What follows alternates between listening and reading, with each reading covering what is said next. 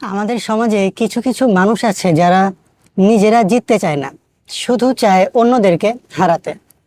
দেখুন, আপনিও যদি এমন হয়ে থাকেন তাহলে আপনি বিশ্বাস করুন বা না করুন, একটা সময় আপনি চরম মাত্রার হিংসুকে পরিণত হবেন।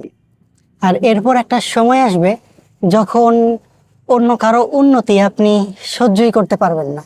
আর এরপর আরেকটা সময় আসবে যখন আপনি আপনার উন্নতিতেও এতটা খুশি হবেন না, অন্য কারো ব্যর্থতা দেখলে আপনার যতটা ভালো লাগবে।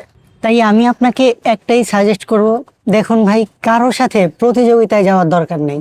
আপনার কাজ আপনি করতে থাকুন, প্রতিদিন নিজেকে একটু একটু করে আপডেট করুন, যাতে গতকালকের আপনি আর আজকের আপনিতে একটু হলেও পার্থক্য থাকে, যাতে আজকের আপনির মধ্যে একটু হলেও উন্নতি, একটু হলেও নতুন প্রতিভা থাকে।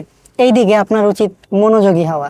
দেখুন, আপনি কোথায় গিয়ে পৌঁছবেন সেটা কার সাথে প্রতিযোগিতা করছেন তার উপর নির্ভর করে না, বরং আপনি প্রতিদিন নিজেকে কতটুকু আপডেট করছেন সেটার উপর নির্ভর করে আপনি ভবিষ্যতে ঠিক কতটুকু গিয়ে পৌঁছতে পারবেন। তাই শেষ কথা হচ্ছে, কারো সাথে কখনই কোনো নোংরা প্রতিযোগিতায় নামবেন না, কারণ অন্য কারো উন্নতিতে আপনার রিজিকে কখনই ঘাটতি পড়বে না।